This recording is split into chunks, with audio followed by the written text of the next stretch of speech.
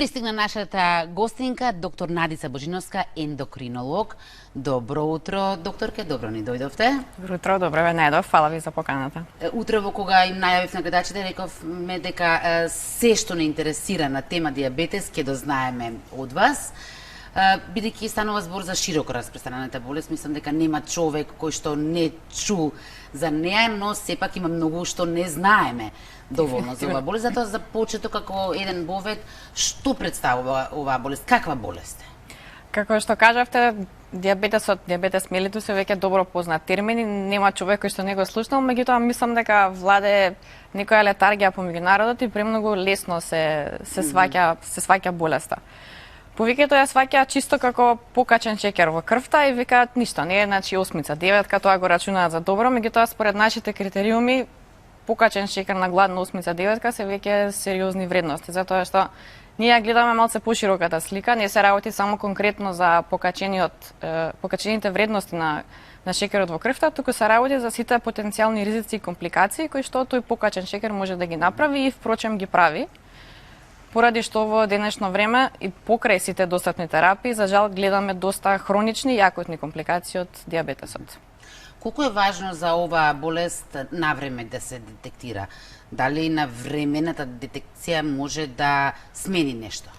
Дефинитивно, и тоа е нешто што мислам дека повеќето ендокринолози и јас во голема мера ќе посветам кариерата, затоа што диабетесот е една од оние ретки болести за кое што важи на старо добро, подобро да се спречи отколку да се лечи, затоа што е докажано дека со правилна превенција, пред се со здрав начин на живот, со редовна физичка активност, тука не подразбирам некои теретани, тежини кревање, него обични прошетки или возење велосипед, со здрава исхрана, значи со редовни мали оброци кои што не се нити калориски, нити оптеретени со шеќери, може диабетесот во голема мера да се превенира, а доколку не успее да се превенира, се диагностицира на време и со тоа се превенираат потенцијалните компликации. Со оглед на тоа што никој од нас не милува нешто многу често да оди по контроли, не само кога е шеќерот во прашање, затоа постои начин како сами да препознаеме, односно кои се оние симптоми кои што никако не смееме да ги игнорираме? Во медицината се познати 3П, ги викаме на латински, полиурија, полидипсија и полифагија. Тоа се во превод зголемена жет, зголемен глад и зачестено уринирање. Тие се прифатени како главни симптоми на тип 2 диабетесот, меѓутоа вистинските симптоми на диабетесот се една плетора од можности, кое што можам да ви кажам дека варира од едно обично трнање во нозете до главоболка, до сува уста или до веќе нели некој хроничен замор, губиток на мускулна маса, недостаток на енергија. Проблемот е што сите овие симптоми се јавуваат толку нечујно, толку тивко, се пролонгираат на подолг временски период и практично луѓето не ги ни приметуваат, се додека најчесто не е веќе доцна, додека тој шеќер што го збориме на гладно не стигне вредности на 8, 9 или доаѓале луѓе со 20, 30, нели, во зависност од тоа во која состојба се. Бидејќи споменавте широка лепеза, нели, на симптоми, кои се они за кои што веднаш веќе треба да побараме помош од доктор. Значи најчесто тоа не можеме на седа трчкаме, така? Да, меѓутоа за тоа се препорачуваат нели оние систематски прегледи барем еднаш годишно каде што се зема примерок од тоа колку е крвниот шеќер, во главно сувата уста, значи не збориме за малце зголемена жет, него збориме за буквално сува уста, згусната плунка со малце специфичен мирис и дефинитивно зачестеното мокрење. Меѓутоа се повеќе ни доаѓаат луѓе кои што се оплакуваат на трпки во потколениците и луѓе кои што имаат некој хроничен замор, летаргија, како најчестите во последниве неколку години. Да, добро, ова се симптоми на кои што сите некако ни се многу добро познати. А кои се факторите што придонесуваат? Затоа што ве споменавте редовен живот, но сигурно има и пациенти со многу редовен живот, со редовни активности и физички и здрав начин на живот, кои што сепак заболуваат од оваа шеќерна болест. Значи диабетесот нас не е една голема се уште мистерија во медицината. Многу сме напреднати во однос на терапија, во однос на детекција, меѓутоа остануваат големи прашалници. Секако дека постојат ризик фактори кои што нам не се добро познати. Еден од нив секако е тоа што веќе го напоменавме, нездравиот начин на живот. По тоа подразбирам прекумерна телесна тежина или обезност, со нередовни оброци, значи без никаква физичка активност. Впрочем, она што јас го викам како рецепт за диабетес, кога ќе дојдат пациентите ми кажуваат дека наутро ќе станат 7-8 часот, пијат кафе, потоа не јадат ништо до 5 часот и кога ќе дојдат дома, ќе изедат колку за 3 денови. Многу познато звучи тоа, да. Да, тоа веројатно тоа ни е наметнато од самото општество, од животните навики, од саатите на работа. Тоа е еден од главните ризик фактори и една од главните причини зашто дијабетесот во последните 20-30 години има земено толков замав. Во Македонија во последните 20 години е во страшен пораст и преваленцата е навистина висока. Тоа се ризик фактори кои што се модификациони, во таа ќе сметаме во таа категорија, односно секој може да превземе нешто и да направи, меѓутоа постои еден добар процент на луѓе кои што имаат генетска предиспозиција, односно тоа се луѓе кои што имаат некој во фамилија, близок член, мајка, татко, брат, сестра со тип 2 дијабетес и фактички тие носат генетска предиспозиција за развиток на тип 2 дијабетес и најчесто тоа се тие луѓе кои што ги кажувате, кои што живеат правилно, јадат правилно, меѓутоа по некоја логика медицинска која што се уште таа генетска предиспозиција немаме отклучено, се јавува тип 2 дијабетес. Со таа разлика што третманот на дијабетес кај тие луѓе најчесто е многу полесен, затоа што веќе ги имаат прифатено тие животни навики кои што ги збориме, најчесто тие се практично представуваат замена за еден цел лек. Ова што споменавте, последните 20 години вие има пораст. Јас не дојдов еден податок. Значи, ова се што кажувам, што сум нашла од интернет, нека биде со резерва, вие коригирате, но сите ние на некој начин делумно се лечиме и преку интернетот, а тоа е дека во 1985 година имало само, во наводници ставам само 30 милиони заболени од дијабетес, за денес таа бројка да е веќе преку 300 милиони. Огромна разлика во бројката. Значи тоа се статистики според Интернационалната федерација за дијабетес се застрашувачки. Она што е уште позастрашувачко се смета дека барем има уште половина од таа бројка која што живеат со дијабетес, а не се диагностицирани, не знаат.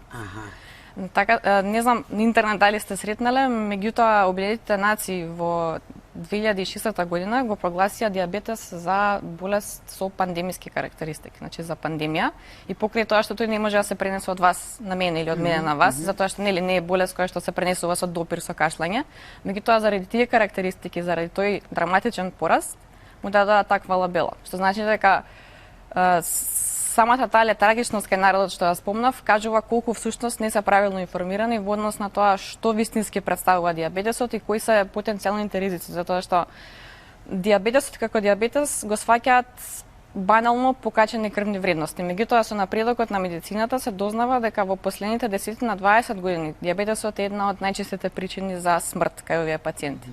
Затоа што дијабетесот ги оштетува крвните садови, го оштетува срцето, со тоа автоматски влијае на квалитетот на животот и придонесува и кон одреден процент кон кардиоваскуларната смрт кај пациент. Дијабетесот влијае на бубрезите. Значи, може да доведе до хронична бубрежна инсуфициенција, во некои случаи до дијализа. 33% од пациентите со дијабетес развиваат хронична бубрежна инсуфициенција, голем дел од нив завршуваат на дијализа. Значи, покрај овие компликации кои што делуваат страшно, дијабетесот е болест која што може да предизвика слепило. Значи ги уништува малите крвни садови во окото и може да доведе буквално до слепило. Она што е добро во оваа темна приказна, конкретно кај очите, е тоа што единственото превентабилно слепило во светот е тоа кое што е предизвикано од дијабетес, а тоа се спречува само со редовни офталмолошки прегледи. Значи дијабетесот ги оштетува и нервните завршитоци. Секој нерв си има обвивка, лошите гликемиски вредности буквално ја грицкаат таа обвивка и го нарушуваат пренесот на нервниот импулс. Најчесто тие се тие трпки што ги спомнавме во подколениците што луѓето често се жалат. Работата е што сите компликации кога еднаш ќе се направат, не постои начин како ние да ги вратиме на првобитната состојба и затоа е она подобро да се спречи отколку да се лечи.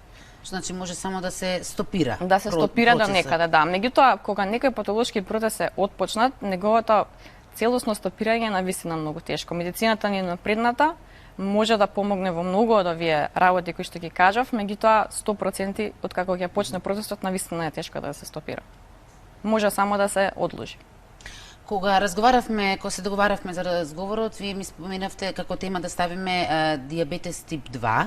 Зошто токму за овој тип се одлучите да разговараме? Од таа бројка која што ја напоменавте, дијабетес тип 2 завзема над 90% во светот. Значи, таа е она пандемична карактеристика која што пред се темели на нездравиот начин на живот, на начинот на живот кој што не го налага самото општество и она која што се пренесува генетски од татко на дете, од мајка на дете, од баба, дедо, затоа што ако видите фамилиарно, повеќето од нас сите сме имале баби и дедовци од кои што имал некоја лесна форма на диабетес и ќе речат, ама тоа е старачки.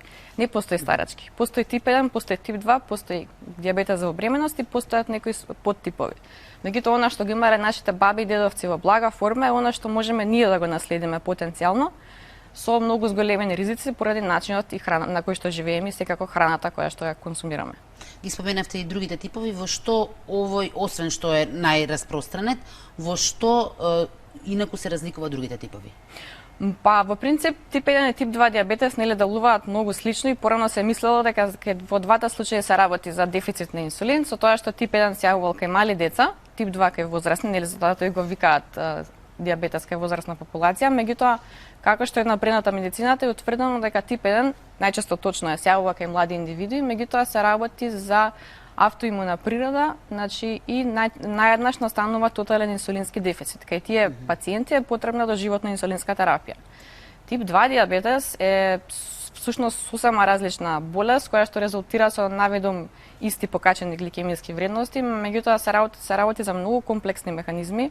Утврдено е дека една од главните причини всушност е така наречена сега многу популарна хиперинсулинемија, односно инсулинска резистенција. Тоа накратко значи дека телото не го препознава инсулинот како што треба. Значи тие луѓе имаат инсулин во телото, меѓутоа нивното тело не реагира онака како што треба. Затоа што функцијата на инсулинот е шеќерот од крвта да го премести во клетките каде што има место да даде енергија на телото. Во овие случаи не реагира како што треба, телото се мачи, лачи се повеќе инсулин и со тек на време тие пациенти навлегуваат во еден затворен круг. Новите лекови се бават конкретно со тоа да некако да го премостат тој круг со цел да се задржат инсулинските резерви и секако да се подобрат гликемиските вредности. Кога ќе се диагностицира дека некој пациент има диабетес тип 2, прво се започнувало со промена на начинот на исхрана и со вежби. Како и какви вежби? Значи, многу зависи од гликемиските вредности со кои што го диагностицираме пациентот. По нашите протоколи, всушност, при диагноза со диабетес, во зависност од колку е тромесечниот шеќер, се почнува со фармаколошка терапија. Тоа е една таблета која што има, мислам дека позната на повеќето луѓе, по генерика е метформин, во однос на тоа која фабрика ја произведува има повеќе имиња. Во однос на предиабетесот, таа е една фаза кога постојат нарушување на гликемиските вредности, меѓутоа не се до рангот на диабетес. Таа е една фаза во која што препорачуваме здрава исхрана и физичка активност и која што до 50-60% може да доведе до реверзибилност, односно да ги врати гликемиските вредности.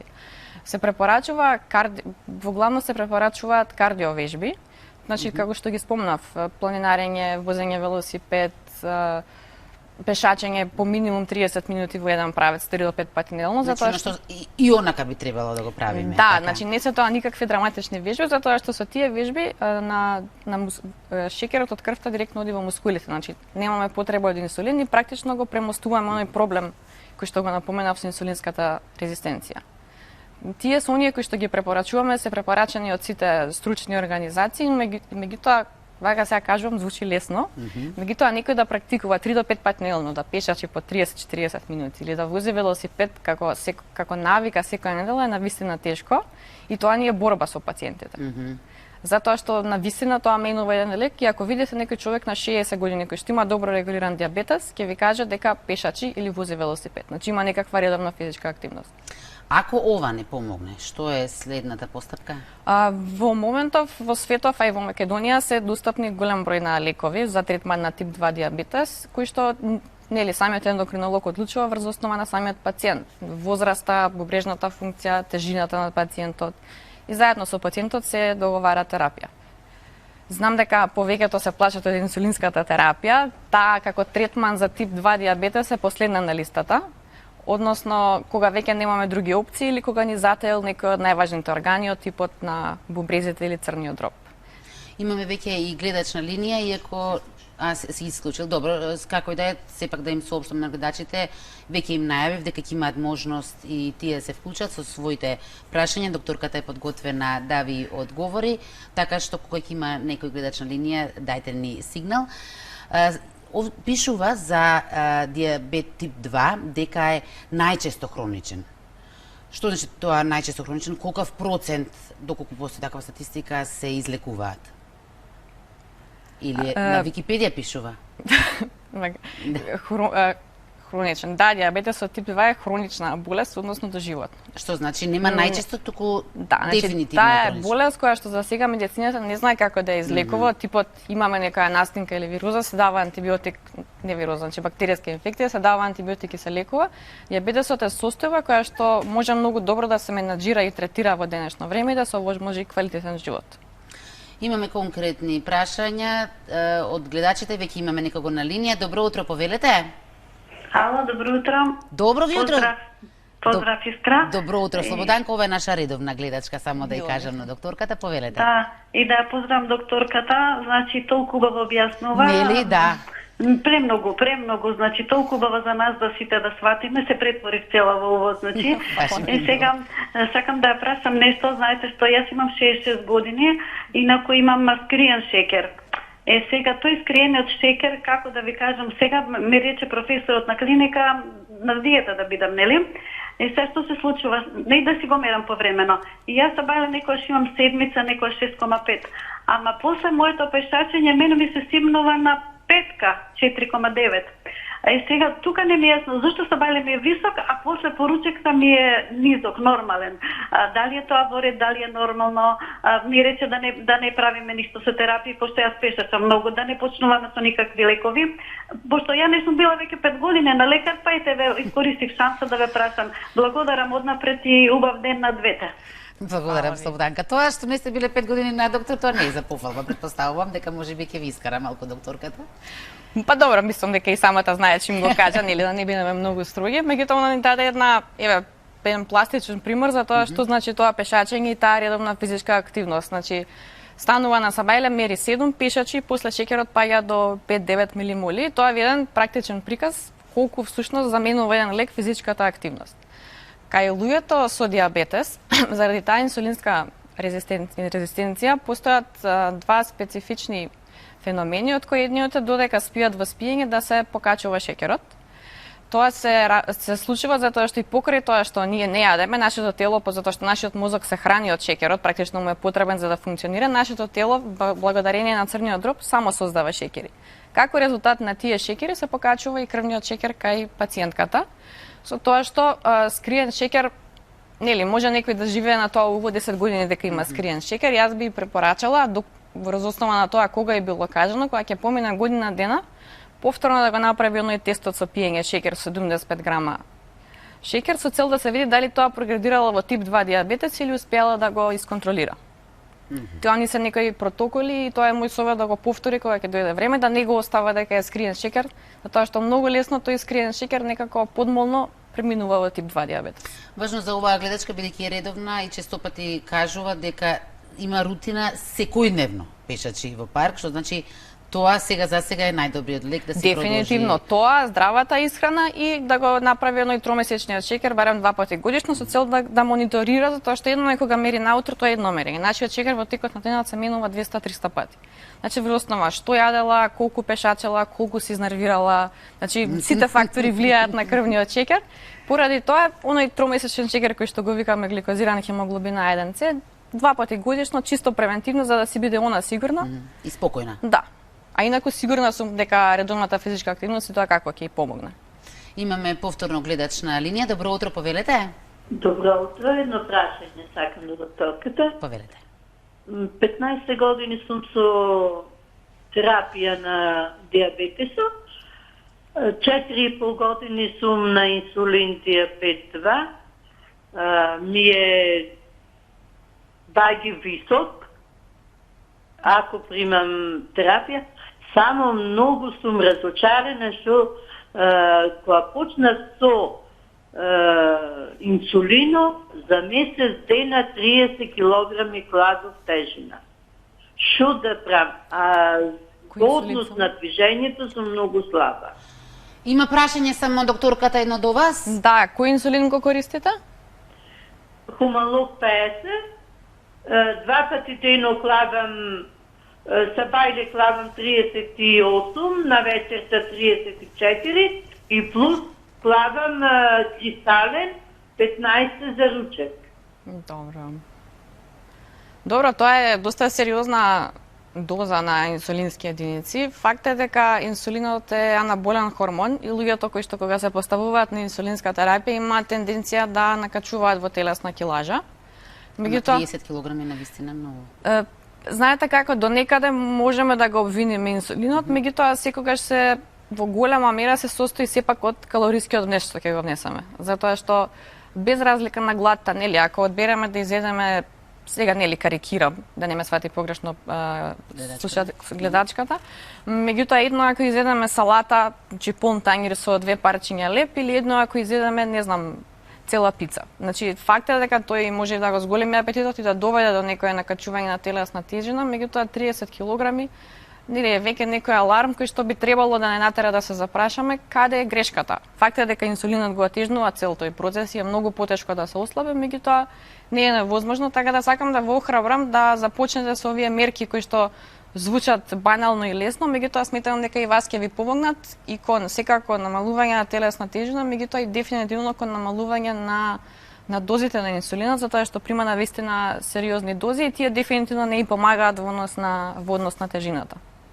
Така да идејата е колку може повеќе да се придржи кон здрава физичка активност, пешачењето, кон здрава исхрана со цел да се намали килажата и да се намалат самите инсулински единици.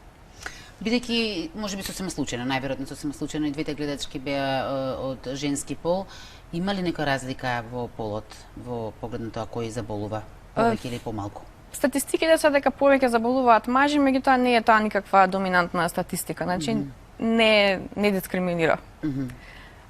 Во принцип, како да ви кажам, не знам ни точниот збор, веројатно се уште не постои за опис на дијабетесот, затоа што имаме тотално спротивни видови на пациенти. Пример, пациенти кои што се веќе на инсулинска терапија имаат проблем со килажа, не знаат каде да се обратат едноставно, се затворени во тој круг. Имаме пациенти кои што се нели мотивирани, кои што сакаат да доаѓаат на лекар, и главниот проблем е што мислам дека во голема мера не им се обрнува доволно внимание на самите пациенти со муабет, значи чисто колку да ги сватат опасностите од самиот дијабетес, значи од накачување на сериозна килажа, од толку високи инсулински единици. Тоа се работи за кои што нели потребно е повеќе време да се посвети за самите пациенти да сватат со цел да можат да превземат нешто. Во Македонија голем дел од луѓето не сакаат да одат по лекари, многу често праќаат некои други, знам, пример во државно здравство или за да им изедат инсулин, меѓутоа гледачката кога сака слободно може да помине, зашто и да треба ќе поразговараме подетално во систина. Во поглед на возраст, споменавте дека порано си мисля тоа е нешто за повозрастните, но сега веќе се помлади и помлади, значи се спушта и овде старосната граница. Да, она што порано ни беше пример за Соединетите Американски држави, сега се случува и кај нас, сега има и дечиња, тинеџери на 16-18 години кои што веќе имаат тип 2 дијабетес. Тоа е една застрашувачка појава. Меѓутоа, со оглед на нели ризик факторите кои што ги знаеме, до некаде е логично, тоа што кога ќе дојде некој, не знам, девојка која што е висока 1,60 м, ќе има килажа од 120, ризикот за развој на тип 2 дијабетес е навистина голем. Имаме повторно гледач на линија. Добро утро, повелете. Добро утро. Добро ви Да утро. праш Шехерезада на телефон. Шекерзаде, повелете, да. Ве познав, ама не бев сигурна. Повелете. Да, вака сега да прашам и за мене и за сопругот.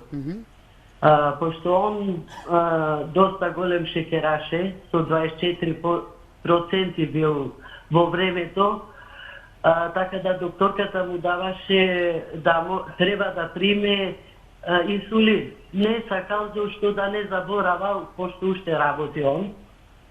И кардиологот му даде глуформин од 850 милиграма. Секогаш му кога проверуваме крвта, седмица, некогаш осмица, некогаш и шеска. Сега дали е добро тоа во тој поглед, зашто он доживотно треба да ги пие овие лекови. А за мене ќе прашувам вака. Јас никогаш не сум имала шекер. Шекерезада, може вака едно по едно да одговори прво докторката на овој дел за сопругот. може, Само сака да ве може. праша уште Да, нешто. Да, кажете ми, не разбрав да. прво на терапија е само со глуформин или има и друга Да, терапија? само со глуформин има. Он има терапија од срце, од тие работи се. Добро, а за шекерот му е само тоа? Да, само тоа. Добро, значи таа е почетната терапија за тип 2 диабетес, тоа е Па апчек. е цела година ја прима. А ако, значи тоа е терапија која што најчесто се прима многу долго, нели малце е брутално да кажеме до крајот на животот, меѓутоа воопшто не се плачете, тоа е лек кој што е добро познат, етаблиран, не се пријавени никакви несакани последици, тоа е лек што ние го даваме и на млади девојки со полицистични овариуми. Така да само нека го зема редовно, нека го Редовно, мониторира. да. Да, треба да го мониторира. Ама само сакам да напоменам дека и надри лекар, така да кажам, не е од народско кажам, он земал 40 дена од ова, кажи го, не знам како ги викаат, компир, тоа што рашки ги викаме ние, не знам како, 40 дена, и од лејка тенка. Така му се намали на него шекерот, па после ова почнал докторот да му дава. Ако ја земал Не тоа се што викате, внимаваше што јаде, почна да внимава? Да, внимавал. Он е гурман, искрено да кажам. Добро, нека биде гурман, меѓутоа нека одбира здрава храна и да не комбинира Да. многу шекери со шекери. Да, во храната. Да, вака сега да прашам за мене, јас секогаш проверувам на годишно ниво, 2 пати шекерот, маснотиите, тие работи. Дисциплинирана сум околу своето здраве, зашто живееме сами. Никогаш не ме нашле дека имам шекер. Добро. Тоа е чудо, ама почнав сега на постари години да дебелеам. Дали сум лебарка, многу не знам, лебот го консумирам, пиперот, искрена да видам. Колку години имате, ако не е тајна? Па 6. Добро, значи ние жените сме малце нели покомплексни како битија, кога жените А влегу... цел живот бе слаба. Знам, цел меѓутоа, живот. сега ви се направија тука околу средината маслина слаги. Мишелинки. Да. Значи тоа е Мора нашата да клетва. напоменам и од тиреоидната, малце ми се покачи и триглицеридот. Да. Таа не ви е регулирана? Регулирам, секоја година си проверувам. Па ако ви е регулирана, тогаш нема оправдање од тироидната. Знаете Да. како, секоја жена која ќе влезе во менопауза, метаболизмот драстично се намалува и сите Да. оние заштитни својства кои што не ги дава естрогенот најнаш исчезнуваат, меѓу кои тука е и заштитата од кардиоваскуларни настани. И поради тоа ни се случува тоа таложење околу стомакот, кое што е најопасно во потенцијалните срцеви заболувања. Така да, буквално вие да јадете исто како што сте јаделе претходно, ќе се дебелеете. Тоа е нели онаа борба која што има секоја жена. За да ослабите, ќе ви треба на вистина малце посериозна редукција на внес на калории и постојана физичка активност со цел колку толку да се обидете да го забрзате метаболизмот. Така, благодарам. Ништо. Благодарам, многу поздрав. Ви благодарам и вам, Шекерезада. За крај уште сакам да ве запрашам, рековте дека своевидна пандемија представува шеќерната болест, сега се судри со друга пандемија, она што научивме, а тоа е дека болните од диабетес спаѓаат во ризичната група. Зошто? Да, значи тие според европските стандарди, тие што се со тип 2 диабетес се ставени во најризична група, додека со тип 1 диабетес во умерен ризик. Тип 2 диабетесот како состојба е болест која што тешко се регулира при секоја вирусна инфекција. Затоа што при секој стрес на организмот, дали е тоа вирусна инфекција, дали е нели некој стресен настан, доаѓа до покачување на други хормони во организмот кои што ја нарушуваат функцијата на инсулинот. При овие инфекции доаѓа до покачени вредности на шекер и сега организмот влага во еден затворен круг. Значи, стресоген фактор, инфекција која што ги покачува гликемиските вредности и гликемиски вредности кои што дополнително ја нарушуваат таа вирусна инфекција. Секако ковидот не е никаков исклучок, она што е проблем со ковидот е што тој се врзува дополнително за специјални рецептори, АК2 кои што ги викаме, кои што постојат и на панкреасот. И веќе имаме податоци дека дури и кај луѓе кои што немале диабетес, предизвикува диабетес, а кај оние што имале, значително ги влошува гликемиските вредности во текот на самата акутна фаза, меѓутоа и година-две се уште постои тој значителен пораст на инсулинска резистенција. Луѓе на пример кои што користат инсулин, откако ќе прележат корона, имаат потешкоти да го регулираат дијабетесот. Мислам, сериозни потешкоти со сериозно високи дози. Така да, ние во Сестина, затоа што имаме одделение за инфективни болести, кои што ги третира пациентите со ковид, гледаме на вистина сериозни бројки на гликемиски вредности, кои што се трудиме да ги нормализираме до максимум. Најчесто тоа е со инсулинска терапија. Откако пациентите ќе се накренат, ќе продолжат дома, еден дел од нив во наредните 2-3 недели ги титрирам со инсулинска терапија, меѓутоа со тек на времето таа терапија се намалува и најголем дел остануваат без никаква терапија, меѓутоа има една мала фракција која што имаат потреба од таблетарна терапија. Јас многу ви благодарам на ова ваша едукација. Успеавте подетално да не запознаете со оваа болест. Беше тоа доктор Надица Божиновска од Систина.